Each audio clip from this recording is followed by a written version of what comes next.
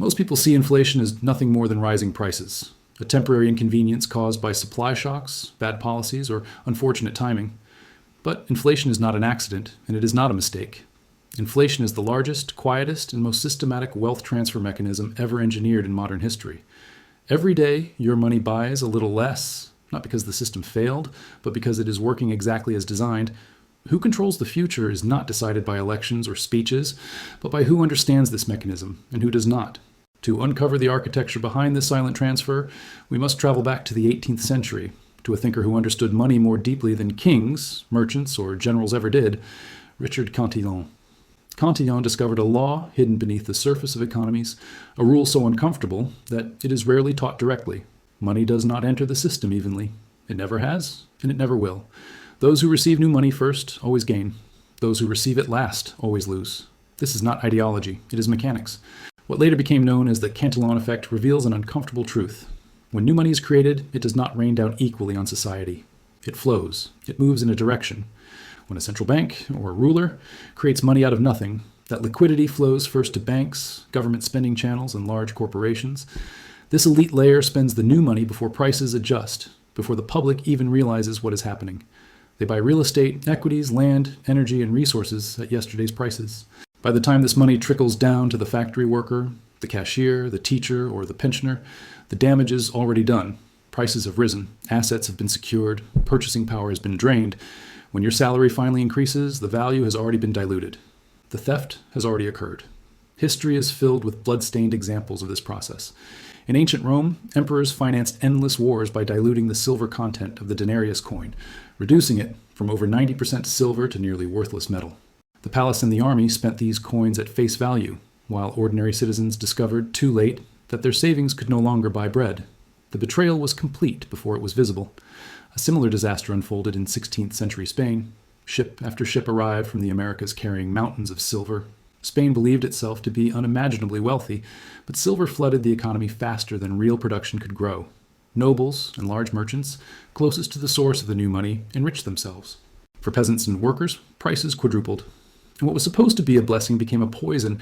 The silver did not make Spain rich, it hollowed it out.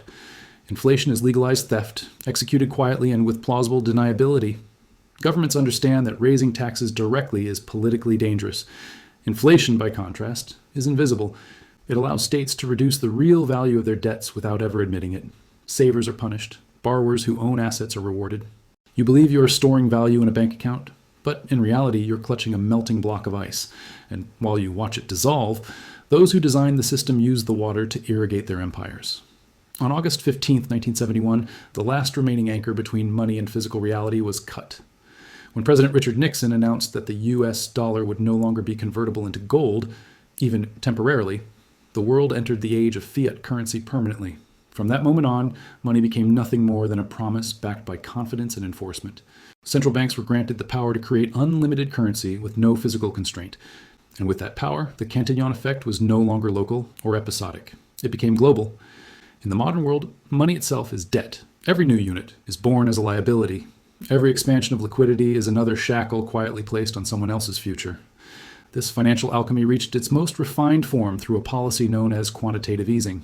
After the 2008 financial crisis, and again during the 2020 pandemic, central banks created trillions of dollars seemingly overnight.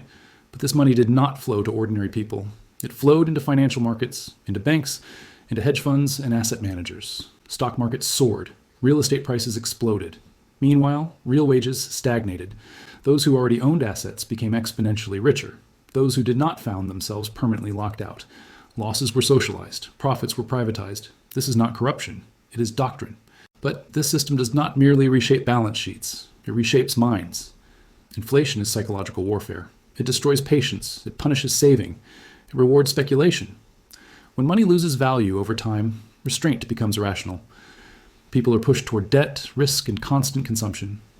Fear of missing out replaces long-term thinking. Citizens are transformed into ideal participants for a debt-based economy, always spending, never satisfied, and permanently dependent. Hedge funds and financial institutions model these behaviors mathematically, harvesting yield from your panic, your impatience, and your confusion. The cruelest truth of the Cantillon trap is that inflation is not a bug, it is a feature. A debt-based system cannot survive stable money. Governments carry obligations so vast that they can only be sustained through continuous currency debasement. If inflation ever truly stopped, the entire debt structure would collapse under its own weight. This is why central bankers calmly declare that 2% inflation is healthy. 2% sounds harmless, but over a generation, it silently steals half of your purchasing power. While you sleep, your future is erased line by line inside a spreadsheet. Every empire swears its money is safe. History proves them wrong every time. From Rome to Weimar Germany, from Zimbabwe to modern Argentina, the pattern never changes. Confidence holds until it doesn't. Today, the world balances on top of more than $315 trillion in debt, nearly 3 times the size of the global economy itself. This debt will never be repaid. It cannot be repaid. The system is not designed for repayment. It is designed for rollover. When the illusion finally fractures, what will remain in your hands? The system is now entering its final act, central bank digital currencies. This is the moment money becomes more than a number. It becomes a programmable permission.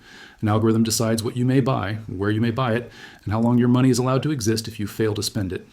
Accounts can be frozen, funds can expire. Compliance becomes a condition of ownership. This is not innovation, it is digital feudalism. And those who benefited most from inflation are already preparing, converting their wealth into land, energy, resources, and strategic assets that cannot be programmed or erased.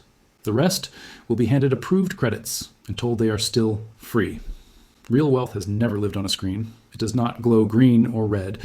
As Marcus Aurelius warned nearly 2,000 years ago, wealth is never freedom.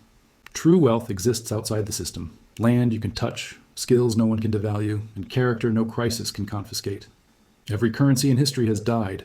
Water, food, energy, and land have not. Financial freedom is not about having more money. It is about needing the system less. Escaping the Cantillon trap begins with abandoning the lie that money is a store of value. It is a control mechanism. Inflation is a weapon used by those who borrow to acquire real assets while their debts dissolve over time. By hoarding cash, you stand directly in its line of fire. Knowledge is the only real shield. Financial history whispers the same lesson across centuries. When illusions collapse, only investments in reality endure. Before the system resets, before the next crisis, the next rescue, the next temporary measure, ask yourself, when confidence breaks, will your wealth still exist without permission? When money becomes conditional, what part of your life remains truly yours? If every promise fails, what do you actually own? And when the rules change overnight, will you understand the game or be consumed by it?